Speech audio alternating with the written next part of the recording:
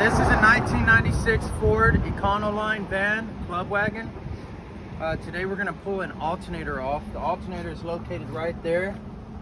The alternator went out, it won't start. So the first thing you wanna do is always disconnect your negative or positive cables, if not both.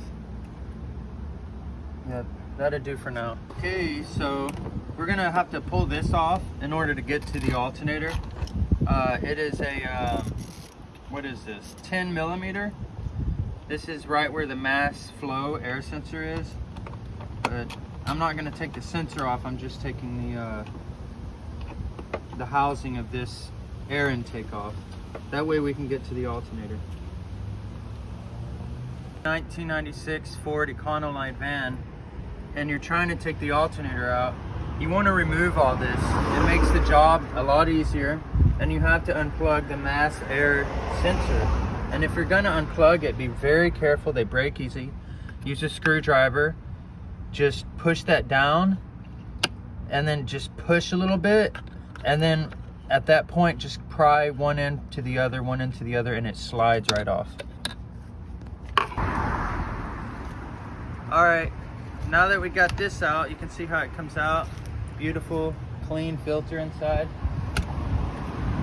Look at all the room we have. That should be plenty of room to get your alternator out. Okay. Just to make it fun and easy, take this off. It's really easy to take this off. It's just these bolts right there and right there. And then you really have a lot of room to adjust your tensioner. You don't have to take it off though. Okay, so you want to undo your tensioner on this one. Some tensioners are old where it just has a bolt, but this one has an actual spring-loaded tensioner, and it's a 15 millimeter. I prefer to use a wrench, and you just go that way with it. You can even add another wrench to create more leverage. That's what we're gonna do here. All right, so we got the belt off. The next step is these two bolts, and then the electrical, well, this bolt, we'll take this off, and the electrical hookups in the back. So the size of these bolts is 1/2 inch. You might have to spray WD-40 on it and then kind of hit it with something like that, and that kind of helps jar the threads loose. That's what I recommend before you start taking the bolts out. Here you have to use a screwdriver. You put the screwdriver in right there from the top, and then just twist the screwdriver, and it makes the sensor pop out of there like that. See how that's doing? And then you could just remove it by hand at that point, just like that. You want to be really careful with these sensors. They break very easy. Try to put a screwdriver in between where this tab is and where the sensor is, and just create space in between the two, and then push outward and it comes out. Got the alternator out. The only thing is the sensors are in a harness, and the harness clips to this. For me, it was almost impossible to get out. Just would not want to come out, and just ended up snapping off, which isn't that big of a deal. It's just a piece of plastic for a wire harness that I'll get with the new one. But yeah, this is an old alternator, and it has 3 bolts. 2 go in here, these bolts right here, and then another one goes there.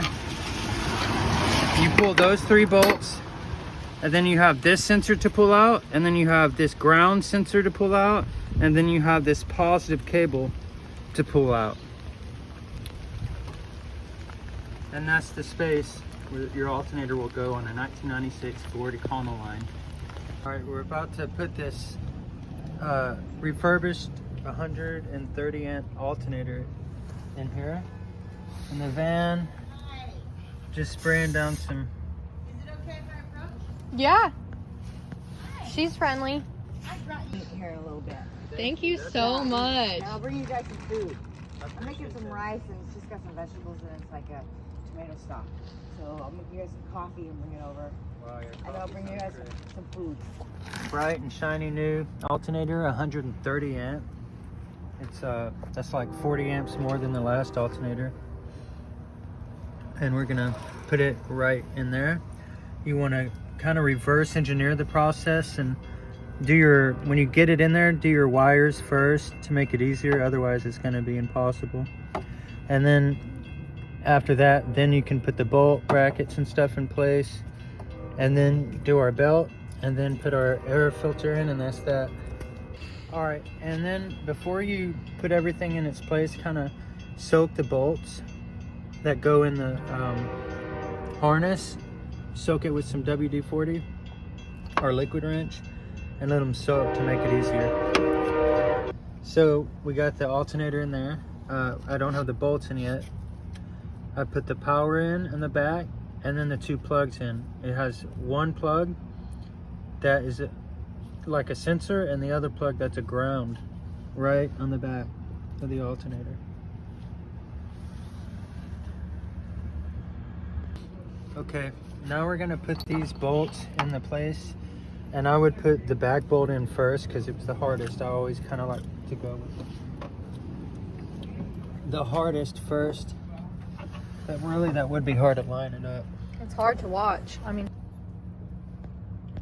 Okay, we're gonna line it up with the top bolt first. That way the mounting holes line up easier.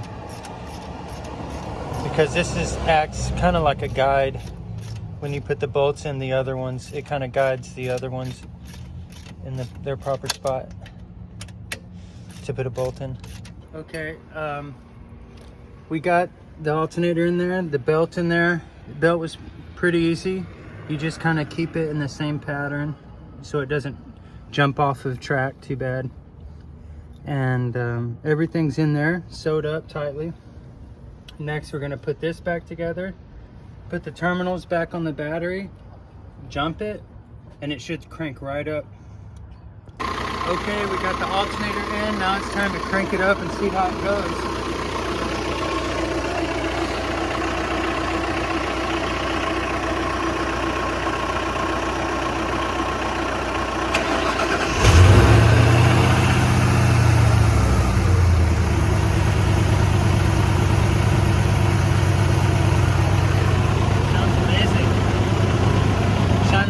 Let's look at the belt. Make sure everything's running right. Nice. Looks great. And that's a Gates grain belt on there. They last like 90,000 or more. Nice. Alright, so that was a quick, hopefully easy video for you guys on how to change an alternator on a 96 E-150 Ford. That's a 5.8. I hope this helped. If it helped, please subscribe, like, and share.